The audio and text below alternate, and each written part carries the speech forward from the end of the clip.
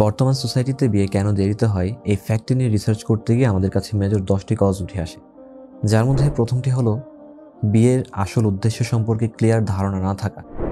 বিয়েকে ইবাদত ও আল্লাহর নৈকট্য লাভের মাধ্যম হিসেবে বর্ণনা করা। মানুষ যখন জানবে যে বিয়ে একটি ইবাদত, যেখানে একাধিক ইবাদতের সম্মিলন ঘটে, তখন দাম্পত্য জীবনের চ্যালেঞ্জগুলিকে অজুহাত বানিয়ে বিয়েকে আর ডিলে করবে না। আর বিয়ের মাধ্যমে যুবকরা নিজেদের যৌবনের পবিত্রতা রক্ষা করতে পারবে, আর মেয়েরা হেফাজত করতে পারবে নিজেদের সতীত্ব। বিয়ের মাধ্যমে ধীরে ধীরে জন্ম নেই একের পর এক প্রজন্ম, যারা আল্লাহর ইবাদত করবে, সালাত আদায় করবে এবং সাওম রাখবে। দ্বিতীয়ত, লৌকিকতা, ব্যয়বহুল সাজসজ্জা, মন গড়া সব রিচুয়ালস পালন, অহংকার শো করা। সমাজের সাথে তাল মিলিয়ে চলতে গিয়ে বিয়ের মতো সহজ একটি ইবাদতকে দিন দিন কঠিন ও ব্যয়বহুল করে তুলছে, যা রাসূল সাল্লাল্লাহু আলাইহি সাল্লামের আদর্শের সম্পূর্ণ কন্ট্রাডিক্টেড।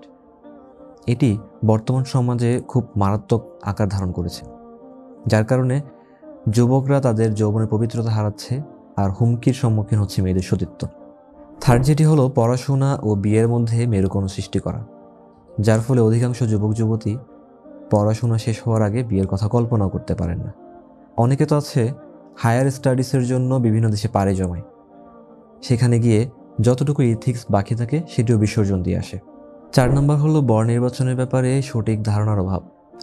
তাই বরের প্রশ্ন উঠলেই প্রথমে যে কথাগুলো জিজ্ঞেস করা হয় তা হলো বর কি করে, সে কি জব করে বা কিসের বিজনেস করে, তার ইনকাম কত।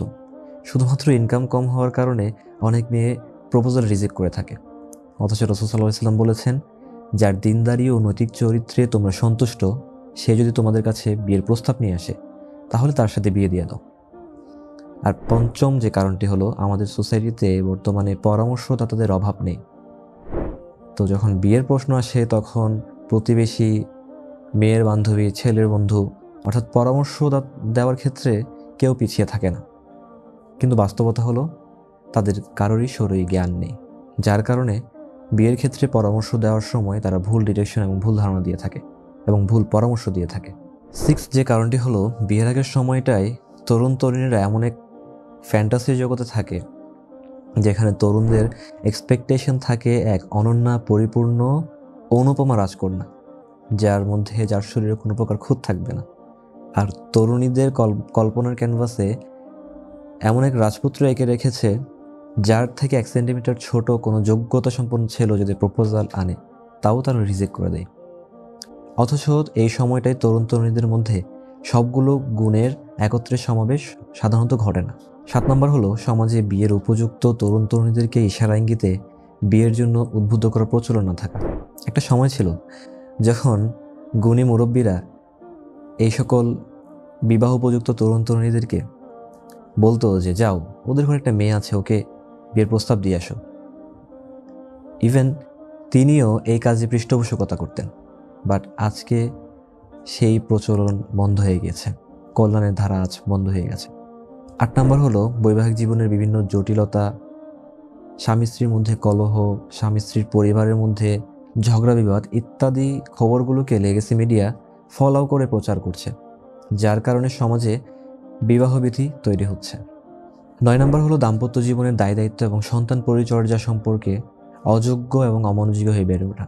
কেননা বর্তমান সমাজে আমাদের তরুণ তরুণীরা অযথা খেলতামাশা এবং বেহুদা কাজকর্মে লিপ্ত, যার কারণে তারা এসব কন্টিনিউয়াসলি করতে করতে অ্যাডাল্ট হয়ে যাচ্ছে, কিন্তু জীবন সম্পর্কে ক্লিয়ার ধারণা তারা অর্জন করতে পারছে না।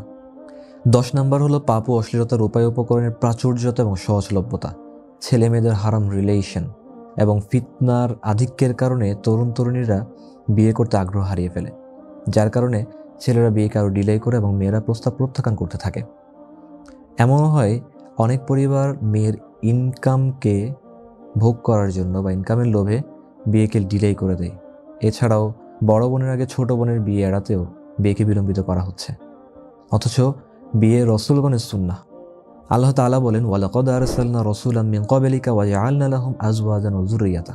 আমি তো তোমাদের আগে অনেক রাসূল প্রেরণ করেছিলাম এবং তাদেরকে স্ত্রী ও সন্তান সন্ততিও দিয়েছিলাম। সো বিয়ে হলো আল্লাহ প্রদত্ত একটি নিয়ামত, যার মাধ্যমে মানুষ দ্বীনি ও দুনিয়াবি মাল্টিপল কল্যাণ লাভ করতে পারে। এছাড়াও ব্যক্তি জীবনে তো বটেই, সামষ্টিক জীবনেও বিয়ের উপকারিতা অপরিসীম। তাই শরীয়ত বিয়েকে বৈধ ও গুরুত্বপূর্ণ সাব্যস্ত করেছে।